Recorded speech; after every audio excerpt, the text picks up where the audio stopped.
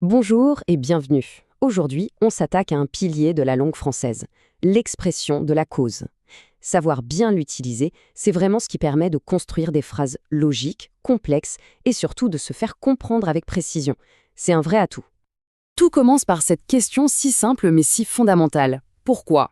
C'est cette question qu'on va décortiquer ensemble pour voir toutes les manières des plus simples aux plus subtiles d'y répondre en français. Alors, voilà notre programme. On va commencer par les bases, les outils de tous les jours. Ensuite, on verra les nuances entre causes positives et négatives. Puis, on montera d'un cran avec le niveau expert. On s'arrêtera sur une règle d'or, absolument cruciale. Et enfin, on récapitulera tout ça. C'est parti! Allez, on plonge dans le vif du sujet. On commence avec les connecteurs qu'on entend partout, tout le temps. Ce sont vraiment les fondations. Et le premier, la star incontestée, c'est bien sûr parce que. C'est la réponse la plus directe, la plus naturelle à pourquoi.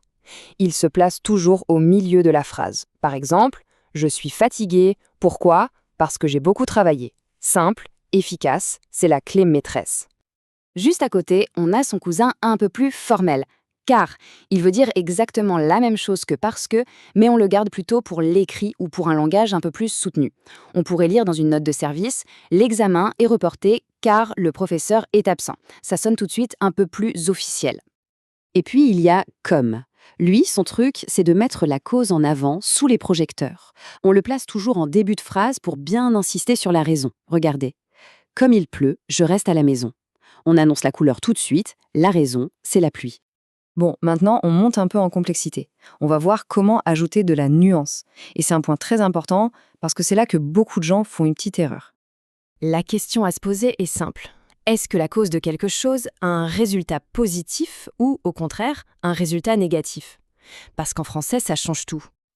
Et voilà le duel. D'un côté, pour une conséquence positive, un succès, on utilise « grâce à ». C'est lumineux, c'est positif. J'ai réussi grâce à tes conseils.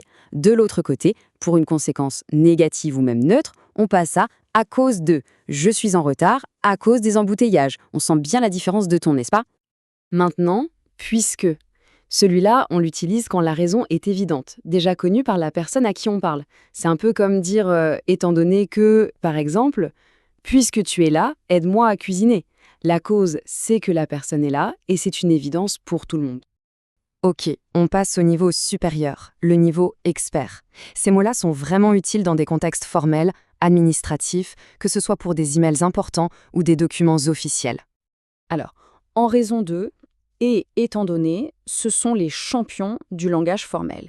Ça donne immédiatement un ton sérieux, officiel. Une annonce publique pourrait dire « En raison de la fête nationale, les bureaux seront fermés ».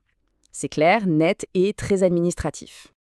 Ah, et celui-ci est génial pour sa subtilité, sous prétexte que. On l'utilise quand on rapporte la raison de quelqu'un, mais qu'en fait on n'y croit pas une seconde. C'est une façon de dire « voici son excuse ». Par exemple, il n'est pas venu sous prétexte qu'il était malade. On sent bien le doute, le scepticisme. Attention, petite pause, moment crucial. S'il y a une seule chose à retenir de toute cette analyse, mais alors vraiment une seule, c'est ce qui vient maintenant. C'est la règle d'or. Voilà, le point le plus important. Grâce à et à cause de sont toujours suivis par un nom. Jamais par un verbe. On dit « grâce à ton aide », aide est un nom, mais on ne dit jamais « grâce à tu m'as aidé ».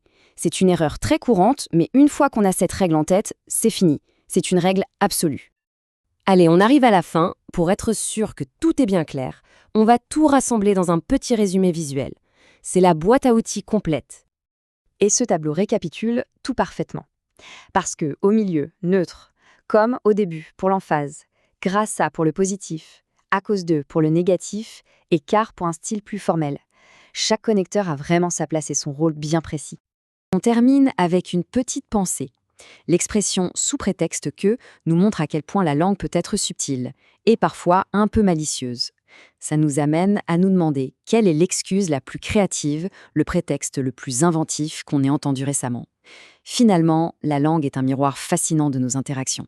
Merci d'avoir suivi cette analyse et à très vite.